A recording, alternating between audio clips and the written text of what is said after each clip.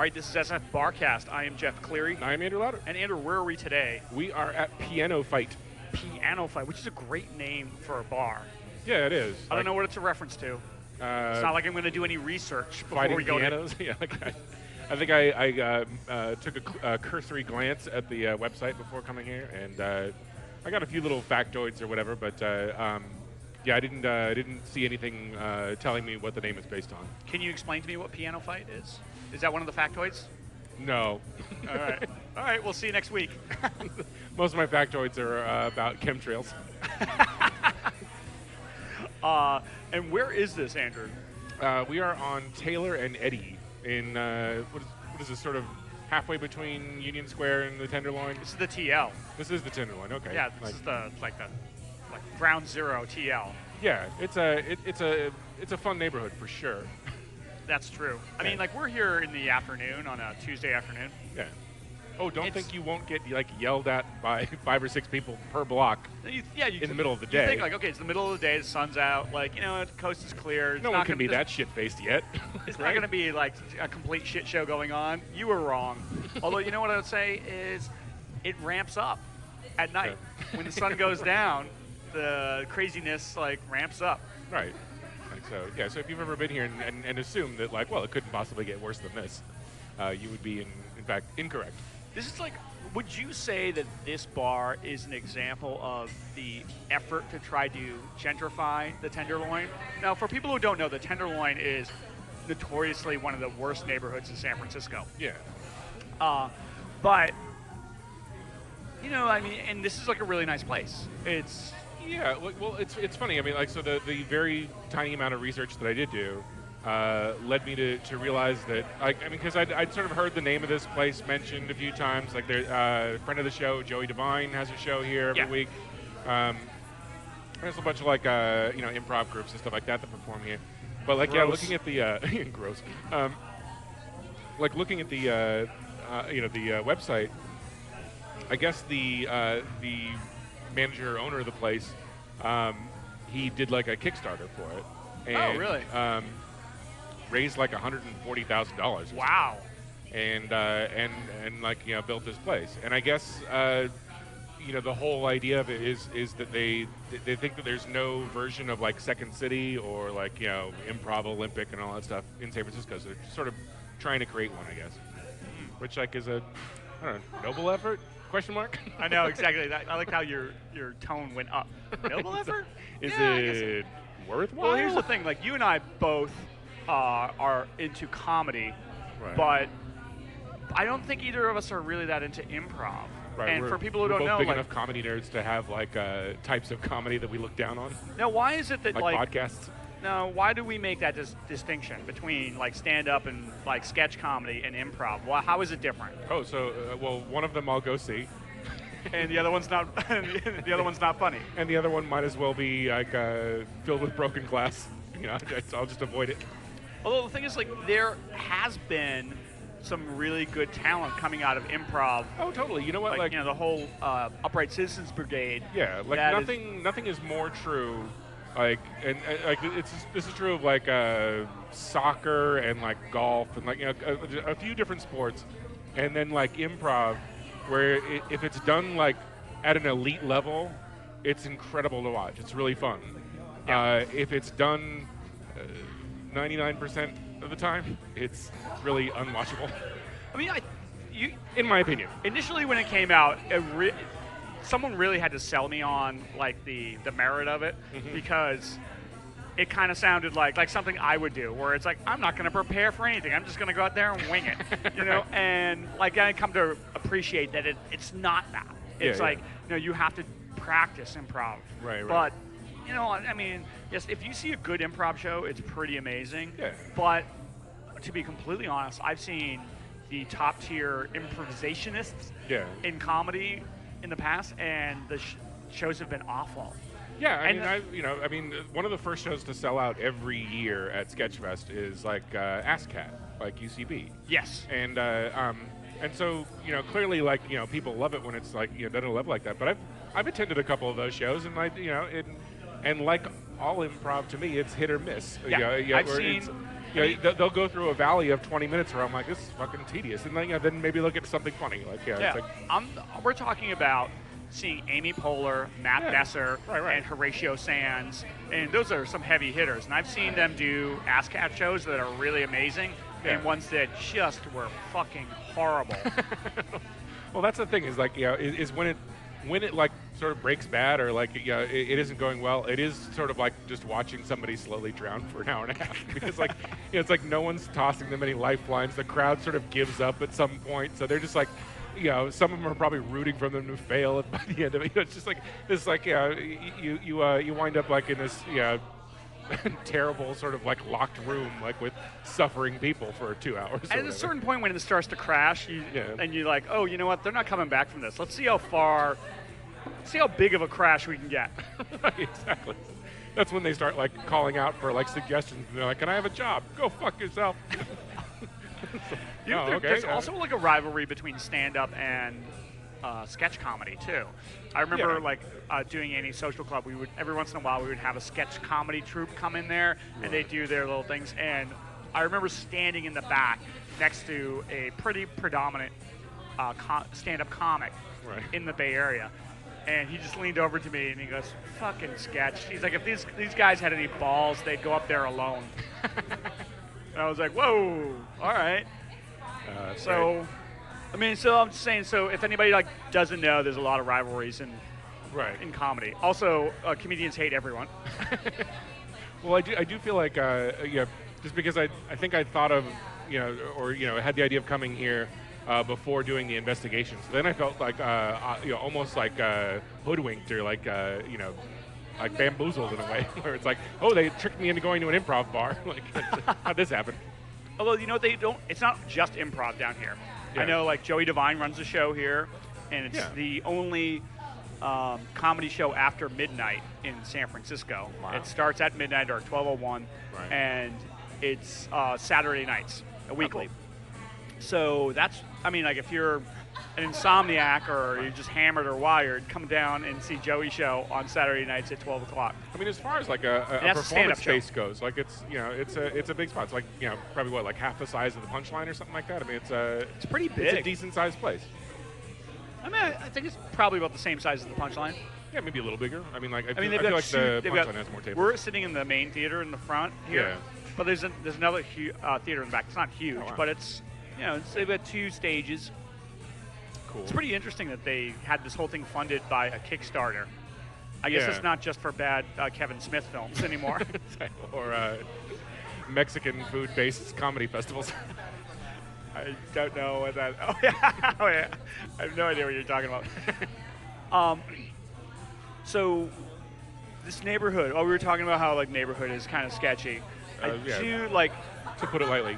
I like coming down here. I don't. Every time I'm in the Tenderloin, I realize I don't spend enough. It's one of those places in, when I asked that question about whether this is an effort to try to gentrify the Tenderloin, because I've always felt that the Tenderloin is kind of gentrify-proof. Maybe. It would be really hard to gentrify the Tenderloin. But you know what? It's not stopping developers. Yeah, they said the same thing about Harlem and stuff like that too at one point. And I think you go to Manhattan now, and no one's afraid to live on 125th Street or anything. Yeah, it's true. They're I think my doorman lives near there. I think the only neighborhood left in San Francisco that is it cannot be gentrified is Chinatown, because that community is very tight knit, and it's not And they can all go underground into the tunnels. Yeah, there. I don't know. Is that some sort of Hollow Earth theory? Yes, I think so. So what happy things are going on in the news? Oh, you know what? I want to thank Chucklepedia for having me on last week. And if any of our listeners haven't listened to the Chucklepedia episode with me, this is a shameless self-promotion. You know what? I listened to it and I enjoyed it. I thought it was thoroughly entertaining. Why, thank you, Andrew. What was the best part? Me? Thank you. Yeah, exactly. It's weird because it came out the same day that President Obama's WTF episode came out. Right. Which one got higher ratings? He was just trying to jump on my my wave. Exactly. What a dick. Back off, POTUS. Right. But I want to thank the guys, Jim Cotter and Drew Harmon, for having me on Chucklepedia. Yeah, my only regret about being on that show is that like we recorded it like a week ago, and I made all these sort of like absurdist jokes about being racist. Right. It's like the comedy of absurdity. Exactly, It's like, well, how crazy would it be if like we were all racist? And then one of the ugliest chapters in American race relations happened. Basically, some like fucking asshat in Charleston tries to start a race war. And so now, and then a week goes by, and then they release the episode, and I come across as sounding completely tone deaf because I'm like doing these jokes. It's like, wouldn't it be funny if somebody was racist in America? Ha ha ha ha ha. See, I think you're beating yourself up too much for it. I mean, like, if you were really looking for it, like maybe you would see that. But like, but I think that people know that you're not a. It's all timing, Andrew. Not 100% racist, right? If it comes 99% maybe. It's amazing how when someone tries to start a race riot, how fast those jokes come off the menu. Yeah, exactly. It's all timing. It's like, if that didn't happen, like people would just be like, handing me awards. Right. But because of that, it's like, having to go on Ed Sullivan after the Beatles played. It's like bad timing. Right. It's like, hey, here's my spinning plates act. So, yeah, do you want to talk about Charleston? I mean, I guess, yeah. I mean, well, you go ahead. I don't have a whole lot to add. My only big take on it, I mean, I guess, the dialogue. There's so much to say about that episode. Right. Where it's like, is it the way the media handled it? Is it gun control? So first off, no, there's not going to be any gun control legislation. Of course not. Because the people's energy to get gun control legislation evaporates pretty fast the further away you go from the event. Well, and in a weird, like, sort of, statistical, screw you to everything, like these events like tend to make people buy a lot more guns. That's true. Because they all start to assume that that they're going to be illegal, so you better get it now and like put it in your root cellar or whatever. Sorry, we can't eat this week, kids. I had to buy ammo. That's right. You'll be thanking me when they when Obama comes and takes my guns away. I'm coming to get your guns. Speaking of Obama, I had a friend in town. My friend from high school who works for Obama. He Name dropper. Was traveling with Obama when he was in San Francisco last week. So I had drinks with him, and we were talking about Charleston. And I was saying that, do you think anything's going to happen? I told him, like, I don't think anything's going to happen. And he's like, yeah, probably not. He's like, whenever something like this happens, there's this outcry to, for gun control legislation. And I was like, yeah, but you know what? If it didn't happen after Newtown, it's never going to happen. Oh, yeah, exactly. Yeah, because do people care more about, be honest, do people care more about 20 lily white little kids or, like 10 black people? Well, before Newtown, I was thinking, what's it going to take to get some gun control legislation?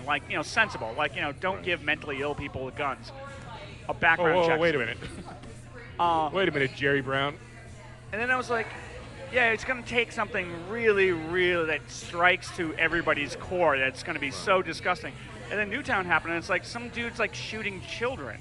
Right. So, what's worse than that? We can't. Yeah, exactly. I don't think we can go any further down. Right. So if it's not going to happen then, I don't think it's ever going to happen. Yeah. So what do you? I mean, I think the one thing I shouldn't say the one thing I like about it, but the one sort of interesting turn that the whole story took is that right away, everyone focused on the Confederate flag, which I thought was great actually, because doing it that quickly, it completely exposed who all the racists are, as far as I'm concerned. Basically everybody that came, immediately stood up and was like, oh, wait a minute, let's not dishonor the memory of these people by rushing and taking the flag down. It's like, oh, really? You think that the dead black guy in church would be upset that you took down the Confederate flag because they're busy burying their relative? Well, here's the thing about that. Honestly, I don't really give a shit about the Confederate flag. But that's what's so great about it is that it just everyone that came out and said whoa, wait a minute, we shouldn't take the flag down. You're like, oh, I know you're a racist now. You don't, there's nothing you can do about it. Also, I see it from the other side, is where it's when I see the Confederate flag, it's like seeing somebody wearing like a visor. And it's like, oh, Right. that person's an asshole. Right. So I don't have to like do any more research. And if you get rid of the flag, you're kind of like, oh, maybe I have to give this person the benefit of the doubt or something. But like you see a Confederate flag, you're like, oh, I'm going to steer clear of that asshole. And it seems like, and like the crazy thing too is that like Rand Paul and like eBay and Amazon and everything like that, like or at least like politicians are all like now coming out against like the Confederate flag, but acting like they've been that way all along. I mean, like, 1 week ago, like Rand Paul was super fine with like the Confederate flag flying. I mean, it must have just polled so poorly because even Lindsey Graham was like, yeah, I think it's time to get rid of the flag. It's like, Right. dude, Even the Dukes of Hazzard are getting a paint job. Yeah, Bo and Luke Duke could not be reached for comment. But honestly, like, even if that is what comes out of all of this, it's really that's really not. Oh, it's not enough. That's but not it's what like, we should be like. Yeah, really. like- I mean, like, I don't. Yes, okay, I guess that's progress, like getting rid of the flag. But like, how about like doing something about like not giving children guns? Like, you have like well-armed, super angry, like fucking pieces of shit out there, and they have access to fucking guns. So Right, exactly. Like, I mean, like taking down the flag, it's a hollow victory to me. take it from me. Like, I was raised without any guns around. I never really like handled guns, and like I took out all my frustrations on the internet. Yeah. Like, I didn't What did you have do to walk in and shoot anybody up. I just called Drew Harmon names on the internet. What did you do before the internet? Boy, what did I do before the internet? That's a good question. I guess I don't know. Maybe Excessive masturbation. yeah, did some chin-ups. I don't know. Took a lot of drugs. Yeah, it's. You want mostly to got drunk. You want to take a break? Are we done Why with not? Newton? Or not Newton. Newton. Newton. I'm done with Newton. I'm totally done with Newton. Yeah, let's put South Carolina to bed and never discuss it again. South Carolina is a beautiful city, though. I've been there Charleston, a couple. I'm sorry. Yeah, I mean, yeah, Charleston, South Carolina is a beautiful city.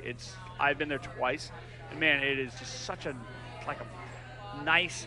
It's like all the beauty of New Orleans without any of the vomit. There aren't like people like vomiting in the streets or Right. like fucking each other. The only thing you got to worry about is like crazy racists. Right, Or yeah, shooting everybody and if you can dodge some bullets, that helps too. up. The only thing you have to worry about is the cast of horse apples fucking your day up. That's hilarious. All right, so this is SFBarkast. We are at PianoFight in the Tenderloin. We'll be right back. All right, and we are back at PianoFight. Piano fight. Not a sword fight, a piano fight. Exactly. Not a sword fight when like guys touch dicks. Docking? I have no idea what you're talking about. Does that make piano fight something else entirely? So during the break, I went and enjoyed their lovely restrooms, Yes. which are unisex, which I like. Yeah, you know what? Like, it has a very college dorm sort of feel about it. Yeah, it kind of feels like the place you would like carry your own roll of toilet paper around. Yeah, exactly. Walk in there with a robe on. But one of the things Brush I noticed teeth. when I went there, they have like water closets. Yeah. So everybody has their own sort of. It's like civilized. Closet it's like, full of water. Like, it's right. like for people who don't live in San Francisco, water closet is a toilet in a very small room. Right. That it's basically a little bit bigger than the size of your body. Right. And you go in there and you do your dirty business. Right. But I think this must have come out of like the Kickstarter. You know, when you like donate to a Kickstarter, you're like, oh, if you donate this amount of money, you get like a free T-shirt. The water closets all have like not memorials, but like Right. they're named after like donors. Yeah, exactly. So which The begs Jeff Cleary Memorial Crapper. which begs the question: if you had donated enough money to have your name on a water closet, you're basically your own toilet, and somebody was in there, Right. do you wait for them to come out so you can use your own toilet, or do you just go to another one? Or the third option is, do you hang out by the toilet, wait for the guy to come out, and be like, hey, do you like the toilet? Yeah, you can always, that's my toilet. you can like bang on the door all you want. And you're like, it's got my name on it. Like, slide your ID under the door. Hey, fucko, this belongs to me. Wouldn't be the first time I slid my ID under a door. what is beginning to a strange story. You know, as we're sitting here, like, I'm looking at the crowd that's, like, here on a happy hour Tuesday. The crowd of theater geeks. Yeah, you know, it is like a kind of a theater thing. They do a podcast from here, and I was, like, looking into it, and I was like, oh, because you know me, I love, like, picking fights with other podcasts. Right. I'm like, ooh, how can we fuck with these guys? How can we, let's see if we want to fight these guys. And their podcast is all about theater. Oh, boy. And so, you know what? Like, I'm out. Yeah. Like, I don't know what. Well, at that point, it'd be like kicking sand in a kid's face or something like that. Like, not that I'm afraid of losing a fight to a bunch of, like, theater guys, but I don't know how to start that fight. You know, like, you guys wouldn't know upstage if it bit you on the dick. It's like, I don't, like, have any theater burns. Del close, more like Del far away. It's like, suck it. It's like, I have nothing. I can't even think of it. Like a Book of Mormon. Can I, like, talk about that? Or Sorry, I don't know enough about cats to make fun of it. right. I honestly, if I was at a trivia night and they were like, okay, the specialty round is musical theater, I'm like, well, I lose. It's like, well, suicide again for me. Why did we even come here? So there's an article I read. Like, this seems like as good a place as any to transition into it. But like, Beautiful. I read. I read an article. You read? I read. I read. And, Reverend Al. Reverend Al, the Dew. But anyway, like, I read this article today, actually, in the SF Weekly about the bar that used to be the Attic on 24th Street. And apparently it's a big hangout for, like, poor comics and other degenerates. And it's now become the 24th Street bar. And you know, it's essentially like a new bar, fancy cocktails, like the whole sort of by the numbers, like what the mission is turning into. But the weird thing is that this article sort of, one of the, I guess, points of this article was to say that the term hipster is like being is it has become this all-encompassing like word. People have no idea what a fucking hipster is. Exactly. And they just like throw it around like it's dude or like Right. like you get it right, people. Well, this guy Peter Lawrence Kane, writer for the Weekly, and I guess he worked in conjunction with Uptown Almanac for this article because they sort of had a previous article about the same thing or something.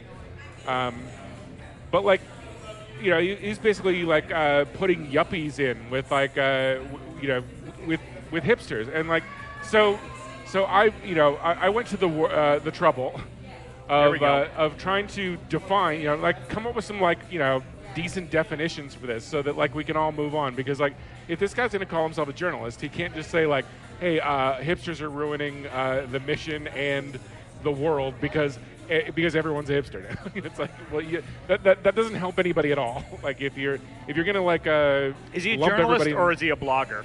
Well, I think he's I think he works for the Weekly, so that's a real gray area at this point. He's a piece of shit. Basically, everyone who isn't me sucks. So Or no, go ahead, because I'm really interested in this because I really want myself and our listeners to be up on their pejorative terms. Exactly. Like don't go throwing around like. There's nothing worse than someone complaining that doesn't know the right like words to use. Who they're like when I saw the movie. You're like, I don't have the words to describe how angry I am. When I saw the movie Scott Pilgrim versus the World, they did some stupid joke. First off, that movie sucks, and I don't care. Yeah, I know everybody. I'm not a fan either. I know everybody loves that movie, right. But like, I just think that movie and Kick-Ass are just basically a nerd movie for nerds made by nerds. Right. Not to sound like Ogre from Revenge it's a big, of the Nerds. Circle jerk 69 party between nerds and nerds. But like, there's a scene in that where like he mentions like all these hipster girls, and they show like these. Girls dancing around. They're absolutely not hipster girls at all. They're like hot, like young Asian girls. Right, or yeah, something. exactly. It's like that has nothing to do with like, yeah. Yeah. All right, so So we'll start like we'll try to go sort of like bottom to top and like older to younger. I'm sorry, I'm interrupting you. I just I'm getting fired up over here. Like it's like how Luke. A lot of important things to say about Scott Pilgrim. So. Exactly. Now I'm getting fired up. Like when I was kind of like in and out on the Charleston thing. Like now I'm like really fired up. That's right. Now you're pushing my buttons. All right. So we'll try to start from like poor to rich, young, or old to young, or whatever. But so you got your poor people. Who cares? Who cares where they live or what they do? Wait, what are you talking about? We're talking about like just classifications of people now. So we'll start with poor people. Who cares? Like you don't have to call them anything. They're poor. I don't know why you would start there, but like, can we move on? All right. And then you got your working class. Who cares about them too? big deal. This is getting worse. But you got like so now you have your yuppies and your baby boomers. Is this chronological, or are you just doing? Yeah, this sort of like like I say, like from oldest to youngest, poorest to richest, maybe, or actually that doesn't make sense. But anyway, so you got your baby boomers and your yuppies. Basically, as far as and like we'll try to relate this to the mission, so so people know what I'm talking about. Yuppies were always too old for the mission. Like the mission didn't even sort of like become an interesting area until they were too old to move into it. Yuppies were, I mean, they first came to prominence in the 80s. Yeah, so and, like they all live in Walnut Creek now. Yeah, I mean, and it stands for Young Urban Professional. It was like young people who were, but I think that like douchebags. Yeah, like I mean, it does stand for Young Urban Professionals, but I don't think it's a cover-all term, like where you can be like, oh, okay, those people used to be yuppies. Now there's a new generation of people that are also yuppies. I think that described one specific sort of generation. People misuse that term as well. Yeah. I remember people saying that yuppies were hippies that decided to make money, and like that's absolutely wrong. Because if you were a hippie in the 60s, and then like in the 80s, you were no longer young, so you would not qualify as young urban professional, even if you did really, really well. Right. Well, yeah, I think a lot of older people probably co-opted the term. Like too, where they're like 50 years old, they're like, I'm a yuppie. But yuppie should be like a 23-year-old investment banker. Yeah, you would think. Yeah. So anyway, you got your baby boomers, your yuppies. Then you've got like Gen X / grunge, and like I guess that's probably sort of. I never thought that was very pejorative, but maybe. I think you had said that earlier, where and to a certain extent that that's just a definition. It's not necessarily a pejorative. Like it's just it just is what it is. What's next on the hate carousel? So following that, you have like Generation Y and essentially hipsters, I guess. Well, Generation Xers. Well, I mean, like that. Yeah, that was before. So you got Gen X grunge, and then after that, like you've got like sort of this Gen Y / hipsters that essentially, because I feel like Gen X like sort of was the first wave of gentrification into the mission. Like they were sort of like the pioneers, if you will. Yes, exactly. I would say that they were like when you talk about like the mission, when it was like it was basically after it was an Irish and German neighborhood, it became a Latino, basically a Mexican and Nicaraguan and artist neighborhood. Yeah, and that artist like component that was Gen Xers. Right. Yeah, to some extent. So there we go. And so you had that sort of first wave, and then I think like the Gen Y and then the hipsters sort of like moved in on the tails of like the sort of Gen X laying the groundwork, and like so whereas like the Gen Xers were I think were maybe a little more like daring and artistic, the Gen Y and like hipsters sort of like just moved in to like enjoy that area.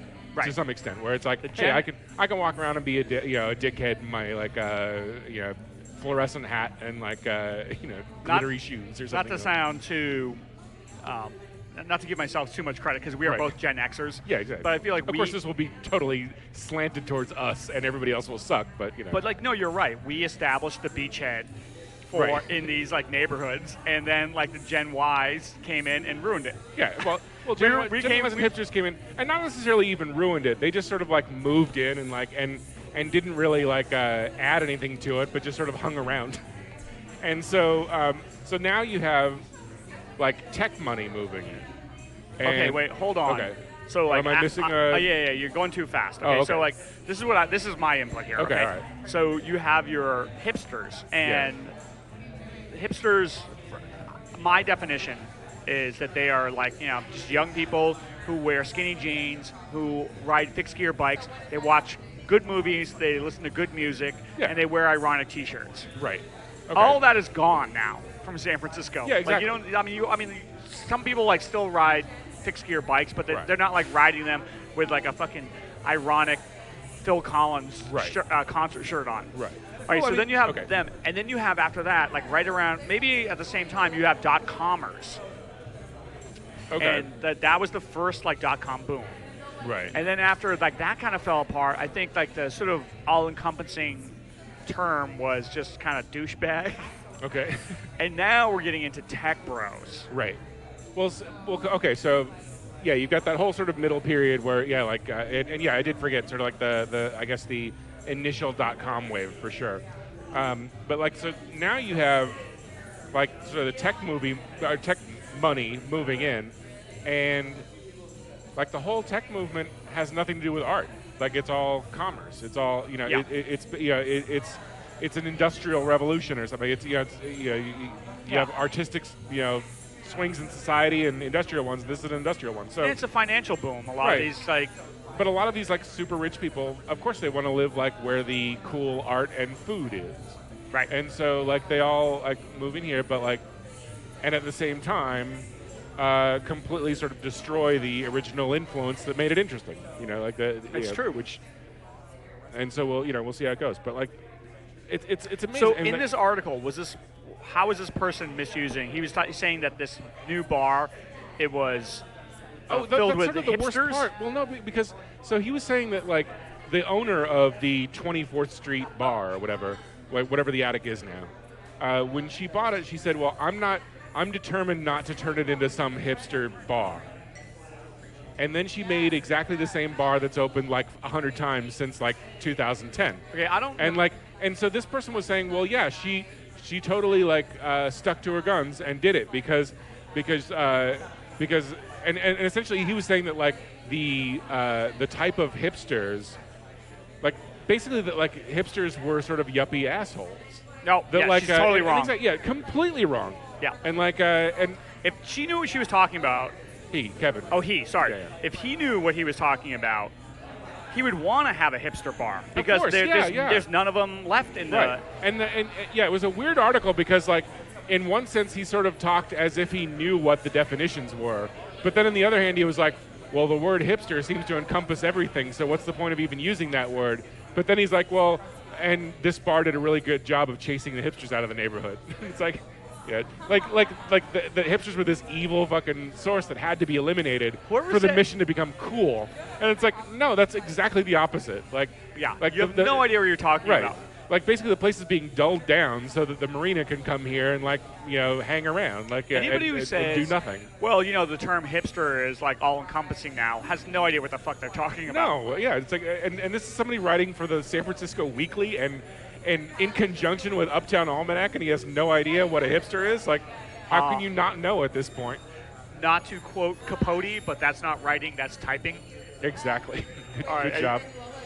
You want to take a break? Are we through, like, with all of our vitriol towards... are we ever? I mean, we have to get these terms right. Exactly, God damn it. Well, I mean, we're here. We're here to educate. Exactly. This is the education. a little L&L, a little laugh and learn. A little laugh and learn. A little more on the learn, not so much on the laugh. Fantastic. All right, you ready to take a break? Yeah, let's take a break. break. This is SFBarkast, and we are at PianoFight, settling the terms of the day. That's right. Yep. All right, and we are back at PianoFight. PianoFight. I always think of PianoFight maybe as being like, you know how they take two grand pianos and they sort of like put them right next to each other and then like, is that a thing? Like, and then like two guys, it's almost like dueling banjos, but dueling pianos. Have you ever seen like Am I way? Hello, is this thing on? Have you ever seen those like Siamese pianos, where it's like the pianos that are connected together? And so so sort of like the yin yang symbol or whatever, like. Yeah, but not yin yang, but like Siamese twins. Oh, okay. Like so, on one side is like piano keys, and the other side is piano keys. And one side you have like Barry Manilow, and the other side you have Randy Newman, and then they fight it out. The Clyburn or whatever. These are like really pressing questions we're coming up with there. Something that more qualified barcasters would. Other pressing questions. Do you want to talk about sports? Sure. I mean, let's do a quick sports we live thing. in the land of the National Basketball Association World Champions. So I'm getting used to. I went to the Warriors victory parade and celebration. As did I. And I'm getting kind of used to all these like celebrations. Like when I in the 20 years I've lived in San Francisco, I've witnessed one San Francisco 49ers victory parade. Right. Their last Super Bowl. Right. And then the last 5 years. World Series win, you mean? The Niners. Oh, nine. Oh, yeah. Okay. That was like a long time ago. Oh. It was like a Steve Young year. Oh shit. And three of the last 5 years, the Giants have won the World Series, and now the Warriors have won the championship. Right. And also, when you couple that with the fact that I also love Boston sports teams, like I just kind of feel like the teams that I like win win. Nothing but victory parades. We just win all the time. It's the absolute opposite of when I was a child. No, I can see that. Like, it's funny, like, because I work in downtown Oakland, so I was actually at work while the parade was going on, but like I was able to watch some of it, and I mean it was kind of cool in that it was in Oakland, and like you probably you've seen your share of parades down Market Street now. Yeah. But like I mean that's the first granted I haven't lived in Oakland that long, but I will say that it's the first time I've ever seen sort of Oakland as a whole be really happy about living in Oakland. Oakland is such a great place. It's got its charms. It's got great diversity, and it's got like all this great old, not avant-garde, Art Deco design, like buildings. Yeah. And like I was there. It was like this beautiful sunny day. Right. You're right over by Lake Merced. It's just like the most scenic thing in the world. It's like sometimes I think people, when their impression of Oakland is, it's like this gritty, Raider town, and it's like, yeah, you know what? Like, some parts are, but on that day, it was like the most beautiful place to be in California. Yeah, it was like tons of like confetti cannons going off and like all kinds of shit. It was great, but like, it is funny that like that Oakland doesn't really have any landmarks that aren't like views of San Francisco, basically. Because like even the Warriors logo is like the way out of Oakland. It's like if you had a team from New Jersey and the logo was like a toll booth going into New York. It's like, hey, this is our logo, the Lincoln Tunnel. Exactly. Like we're the New Jersey fucking Verrazano Bridges. Now looking back on it, Andrew, we talked a lot about the NBA Finals. Looking back on it, yeah, I still cannot believe that Cleveland won 2 games. And at one point, pretty amazing, actually. At one point, Cleveland was up 2-1 on the Warriors, and people here were kind of like, "Oh, are we in trouble?" Right. I was like, "No," because I mean the Cavaliers were basically LeBron James and like 4 guys he met at the bank. Right. It's Exactly. just insane, how he overachieved himself. Like, do you think that there will be a sort of rematch next year, or that? Well, they right after the finals ended, they installed Cleveland as the #1 favorite to win the NBA championship next year in Vegas. Right.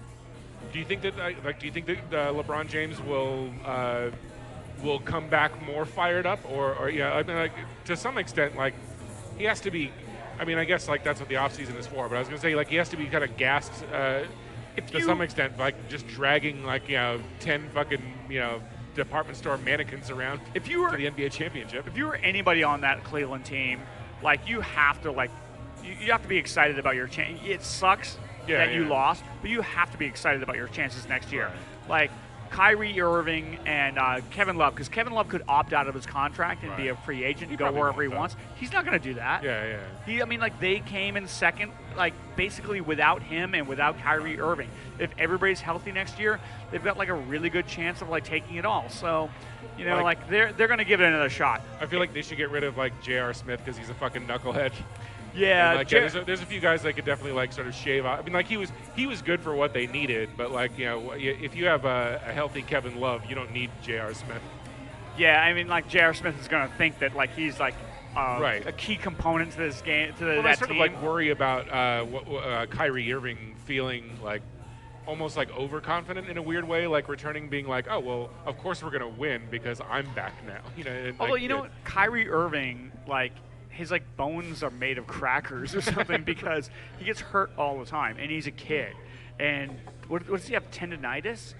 Somebody was saying like that is not good. That is not something that's something that recurs. Right. So, I mean, he's a great player when he's healthy, but the thing is, he's like hang out with fucking Greg Oden and he's super fragile. Everyone else that ever played for the Portland Trailblazers, pretty much.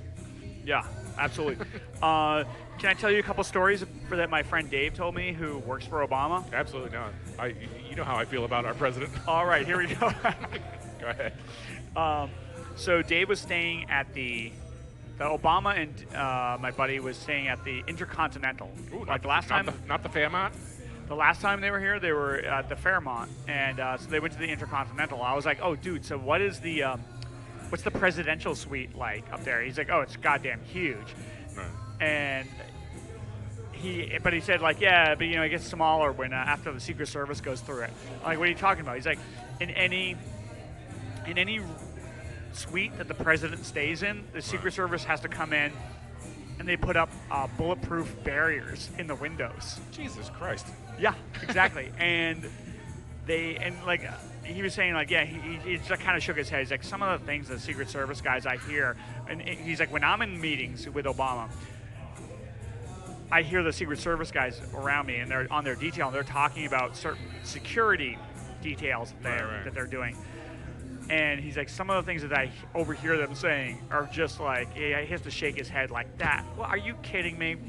Like, because they're always talking about like high-powered sniper rifles. Jesus.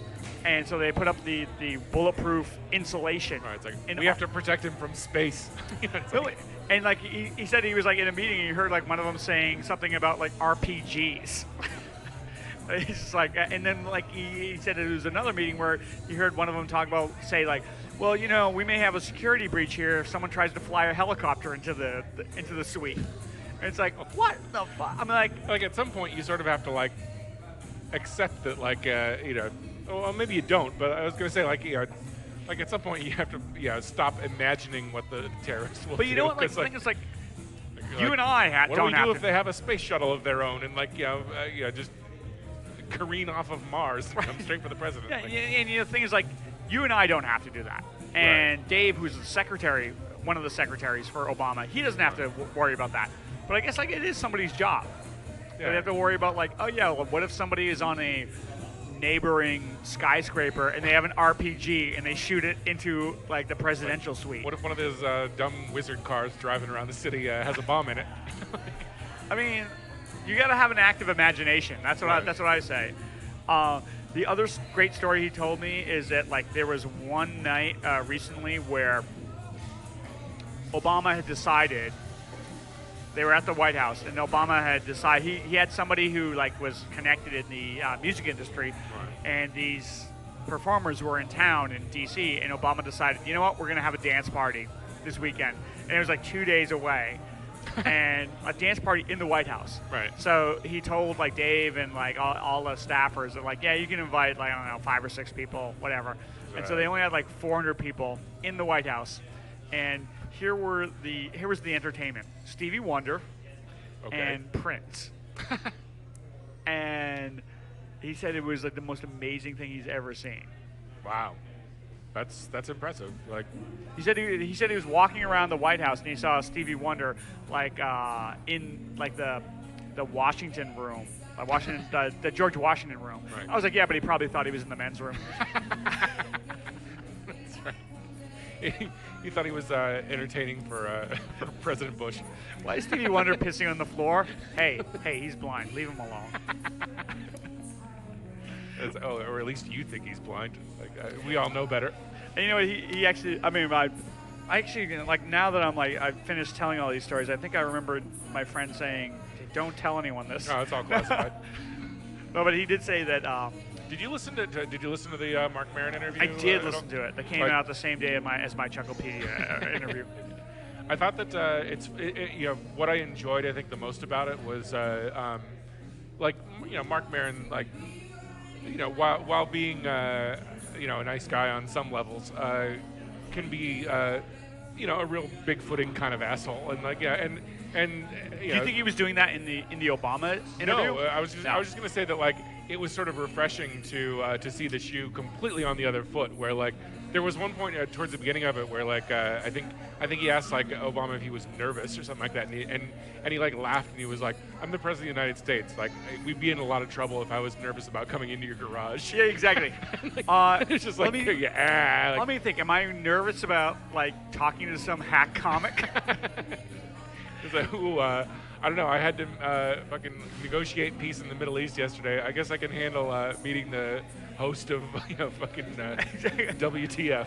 I was so nervous about coming down here to see the guy who used to do Blow with Kinnison. I was hoping I could get a spot at the Comedy Store. But I don't want to step on any toes.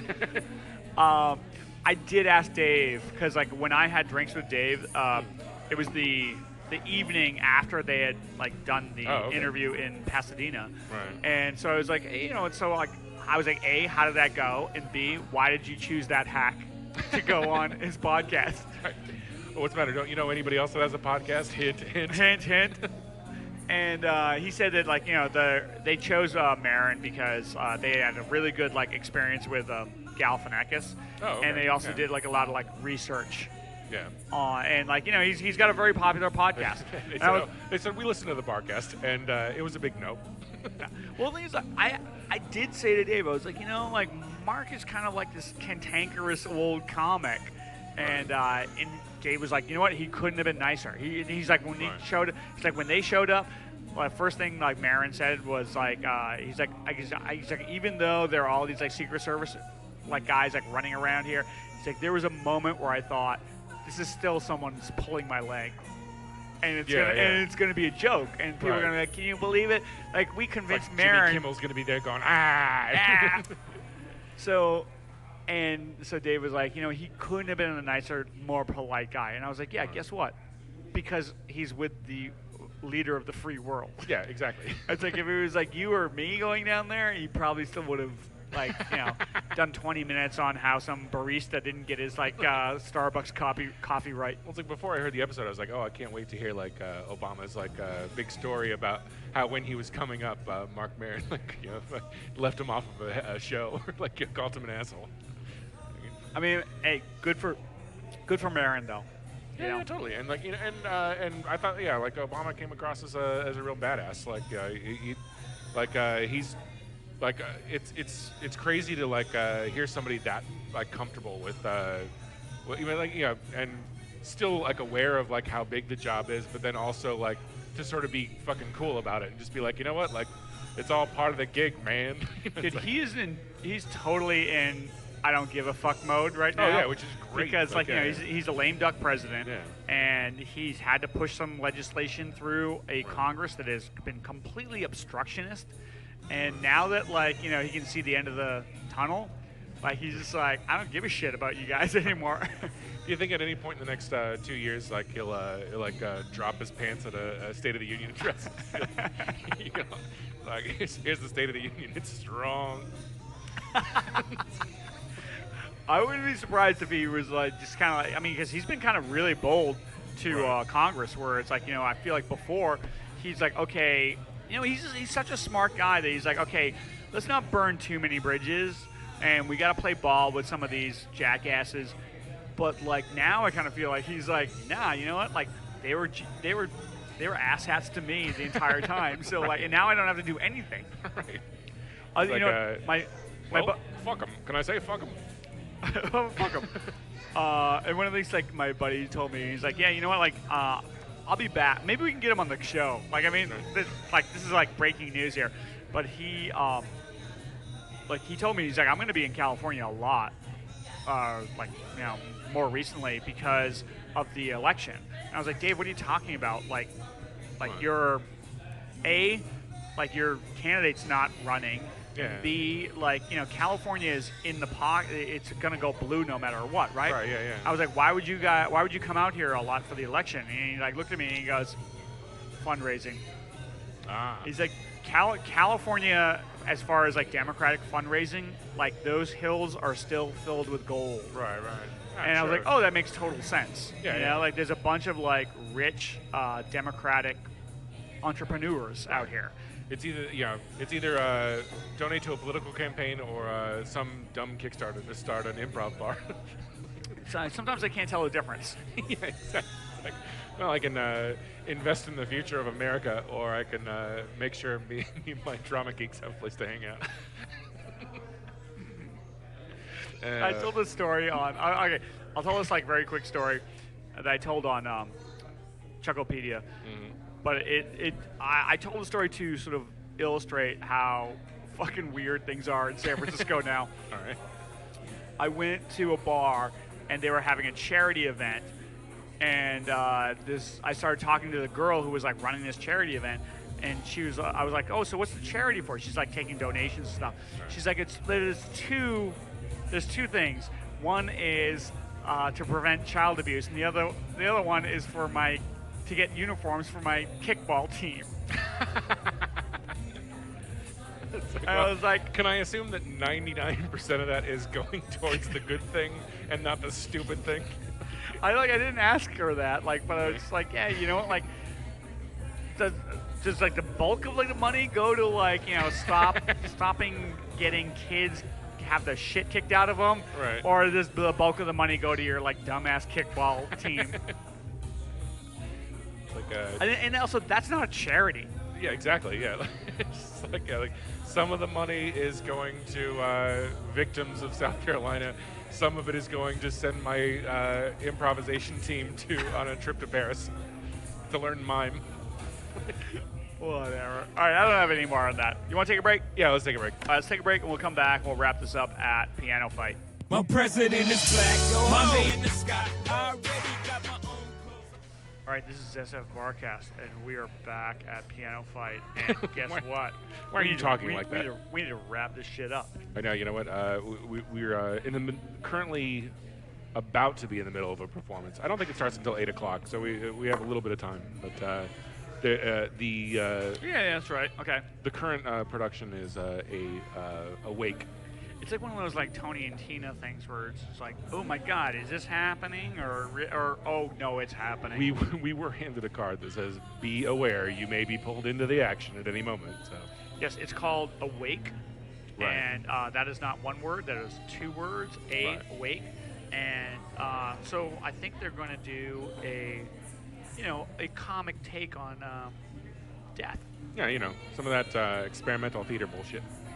Okay, so we were going to do bad Yelp reviews, except guess what? The problem is there's no bad Yelp reviews. There's only 36 Yelp reviews, and they're all 4 or 5 stars. Yeah, it's a real echo chamber of happiness from everybody that's been here. Very suspicious, if I may say so. It's a little, that's super suspicious. Where it's I'd rather have an establishment that has, 40 decent to good reviews, and then 10 reviews where people because now it kind of feels like they've had all the people who work here and all the people who do stuff here give 5-star reviews. Right. If as far as I'm concerned, if a place doesn't have at least one review that says the bartender wiped his rag on his ass and forced it into the person's mouth and then had them kicked out, that's not a real establishment. Everyone has bad nights, and you should be able to read about it on Yelp. Is what I'm saying. Do you think they will see the error of their ways and then be like, oh shit, we told everybody to put in good reviews. Now we need some bad ones. So guys, go in there, make some shit up about how somebody used the N-word while they were But they're all like scared improv students, so they're all going to be like, like, well, oh, yeah. I'm not going to be the first one to say anything negative I would about do this that. place. Like, yeah. how would I ever be able to do that? I'm like only an artist. Use your imagination. I can't go back to like level 2. Like I'm level 3. Oh, speaking of level, let's go to our plugs. Speaking of level 1 and level 2. OT3. Do you have any plugs? You know what? I do have a couple of quick plugs of things that I saw. I think I saw Ex Machina. That was decent. Although I think That it was would have good. been. I think it would have been a better television show. Wouldn't it have been like if it had gone on for a long time and you had no idea who was real and who was a robot? Like, wouldn't that be awesome? Although I kind of like the fact that they didn't drag it out. You know, like Yeah. I also kind of feel like if that was like a long like television show, it would be like, man, like they never leave the fucking place. Yeah, that's so true. you're kind of like, you know, like fucking like 12 hours of like, you know, stretching that out over 12 Well, hours. you know, obviously, if you made it a TV show, you could have them like take a trip to Vegas or something like that. Just like throw in a couple. I didn't see that coming. And the other one is there was a movie on the Lifetime channel last week I don't even called know you. called A Deadly Adoption with Will Ferrell and Kristen Wiig. I did not see that. I enjoyed it a lot, actually. Like, You it was watched the whole- surprisingly good. Is it a real like is It's essentially like Pitch Perfect. Like, the great thing about it is that Will Ferrell's like might give the best performance of his career because he's like so close to like nailing it like completely, but he's just enough Will Ferrell to like where it's, you know, he just skirts that line. It's really like, I'm gonna take your word for it, but like when I heard that they did like something like that, I was like, you know what, like that's not something I want to invest time in. you know, I kind of thought the same thing. Like, I started watching it really half-assed, and like by the half-hour mark or so, I was like, oh, you know what, this is actually like, this is pretty ingenious. Like somebody spent a lot of like time and energy learning exactly how Lifetime movies work, and so yeah, like it wasn't nearly as like sort of a rich person like folly sort of like, you know, like look, I can do this like sort of thing as you would think. Yeah, well, no. I mean, my whole take is that like, you know, a send off of something that I never watch is not something that I'm not going to be able to fucking appreciate. Right? Yeah, I can understand that. It's kind of like, I mean, like, I remember when Zoolander came out, I had such high hopes for that because I was like, oh, like I know, you know, I don't know a lot about like the fashion industry, but I do like, you know, From what I see, it's pretty hilarious. I'm exposed to it a lot, you know. Right. So like, you know, like, oh my God, this is so great. Like somebody's going to do like a Spinal Tap of the fashion industry, and what it didn't turn out to be that. It turned out to be like a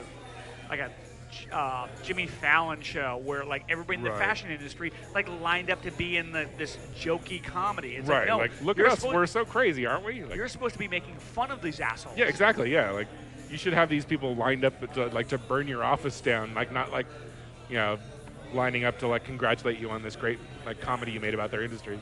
Okay, I have a few plugs. I watched the first season of Friday Night Lights, and Good God. I know it's like a 9-year-old TV show, Yeah. but it's really good. Like it's like any like dramatic TV show where it's like the first 4 or 5 episodes you're like, this is okay, but I don't know why everybody's so like bending over backwards over it. And after like 10 episodes, I'm like, oh my God, I can't wait to see what happens next. So I've been watching that. Jesse Elias is on Jimmy Kimmel tonight, which means if anybody wants to see Jesse Elias, somebody who I saw do his first like stand-up comedy set, now he's on television, go on to Jimmy Kimmel. He was a writer for the Eric Andre show as well. He's a fucking genius. Total like, sweet kid. Yeah, and just he's a goddamn weirdo, but he's a genius.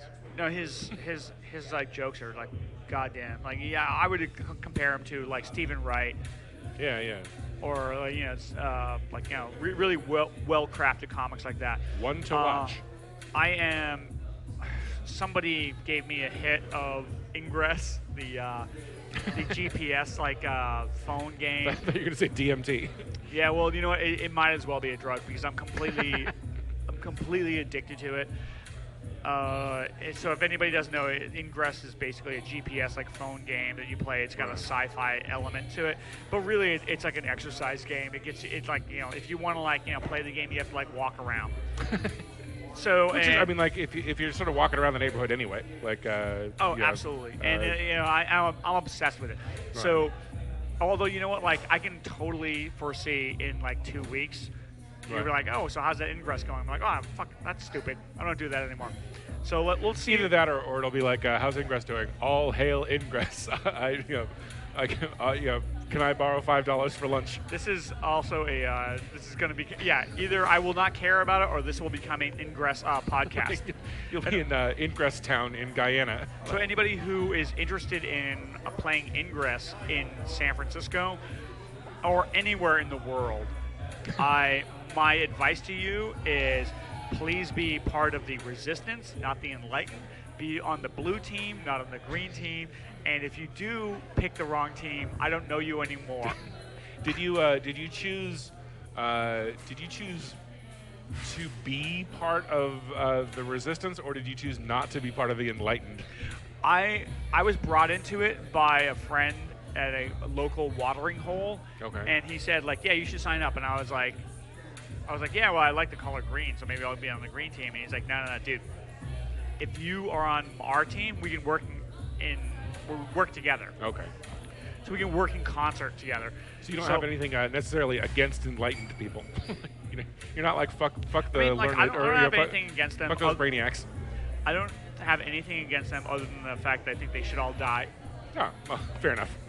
But go with the Resistance. Also, if you're like signing up for something and you want to be like the Enlightened or you want to be the Resistance, you want to be the Resistance, right? Of course, yeah. Yeah, you want to like fight against the Empire. Have you never seen fucking Star Wars? There's a lot more angry, dumb people than there are smart. The Enlightened, they're not that enlightened. Let me tell you. And the last plug I have, and it's probably my most serious plug, is gun control. I don't really give a shit about getting the fucking flag down off of South Carolina. If we can get a little bit of gun control, it'll be infinitely better than any other hurdle we can get. But it's not going to happen. Haven't tried having everybody having guns enough. That's the problem. No, I'm just. Of course, it makes perfect sense, and that's why it will never ever happen. All right. Well, I mean, maybe that's just like my great white whale. My only other plug would be to listen to Chucklepedia. Definitely listen to the episode of Chucklepedia. Listen to any and episode. No other episodes. Listen to any episode on Chucklepedia, but really commit my episode to memory. I wasn't sure if that episode was my favorite or the episode right before it where they also talked about me for a little bit was my favorite. I'll have to actually do the math and find out which episode I was talked about the most in. Well, once again, I established the beachhead over at Chucklepedia, and now you can run on there. And they said they would love to have you on. I can go and plant my flag and piss on their campfire. That is a fucking. If Drew and Jim are listening, that is a verbal commitment. They said we'd love to have Andrew on. That is a verbal contract. Although they did laugh after they said that. I noticed that. Yeah, what the hell? I have to come on at the very least to defend my so-called honor. When I was a member of a special thing, and that's true. And describe exactly why all of those people deserved to be made fun of and to be bullied by a terrible person like myself. You have a calling in life, and I think that is what it is. Oh boy, if that's the case, I really should have committed suicide a long time ago. All right, Andrew, what is your final analysis, Phil Joannou, of this bar? You know what? It's a pretty great space, actually. I give them credit for that. If the whole improv thing, I can live with that, I guess. And there seems to be a lot of very tolerant of you. Exactly. I think if they continue to welcome comics as well as the geniuses over at Killing My Lobster, then things might work out. But it's a big space. It's a lot to ask to keep a spot like this in San Francisco going. I wish it lots of luck. So is that a good review of a bar, to wish it luck? We wish this bar luck like we wish all the bars luck. What do you think? God damn it. I do. I love the space. Yeah. The wine here, it's always kind of like an issue for me. A glass of wine is $10, which is a little steep. You know what? I feel like this is the next like wave of civil rights, where it's Yeah, like drink prices. wine drinkers, we're getting fucked. Well, yeah, and like you know what, like every bar should at least have like a box of shitty wine like on tap, like for $1. I mean, like a box of wine costs you $6. Like, how many glasses can you pour out of it? Like, It's kind of infuriating because it's not like we live in, Cleveland, Ohio, where you have to ship all the wine from far away. Like, it's like the wine country is right there. Yeah, It's we have right over there. We have oil pipelines that go 10 times the distance. Like, It's not like it's like this exotic drink that you have to pay extra to get. It's like, it's twice as much as a beer. So whatever. Prisoners are making wine in toilets, and you're charging $10 for it. I mean, like, I would pay $5 for a toilet wine. Just tell you what, cut your wine prices in half, make it in the toilet. Thank me later. If you had your name in a toilet here, you could make your own wine. Right. So, yeah, like I love the space. The price of wine is a little high for me. Right. For that reason alone, I give it 20 stars out of 40. And also one of the things I wanted to say is that, like, in the time we've been sitting here, there's been this parade of comedians coming in and out. Yeah, it's like, crazy. This is like their place. It's like, this is a place. None of them like famous or good comedians. I mean, I'm I just mean, like kidding. they're all having like meetings here, Right. and so it's kind of like this is a safe space for comedians where there's no one's gonna like, take their lunch money. Exactly. No one's gonna push him over and like punch him in the gut like over at Cafe Royale. Exactly. So yeah, this is a place if you're a comedian, you can come in here and talk about what the next like Marvel Universe movie is gonna be. You talk about your favorite premises. So and also like I want to encourage everybody to look at the calendar at PianoFight. Yeah, definitely. Right now, I feel like the location is awesome. Right. But like, check out the calendar. Definitely check out Joey Devine's midnight show on Saturday nights. And speaking of Joe's, if this comes out in time, go see Joe Tobin at the Docs Lab. The Docs Lab. The Docs Lab. Also, like, I would like to promote Docs Lab. Oh yeah, every Monday, and then trivia at the right spot every. I also would like to promote like Wednesday Cassim Bentley coming back to Docs Lab because it's been like 3 weeks since he's been there. Oh my God, is he So is he okay? Have you checked? Is he trapped under anything? Is he? I don't know. Maybe he's mad at me. Probably. Anyway, do you have anything else? I got nothing. Okay, so this is SFBarkast. We're signing off from PianoFight. I am Jeff Cleary. I am Andrew Louder. And we'll see you next time.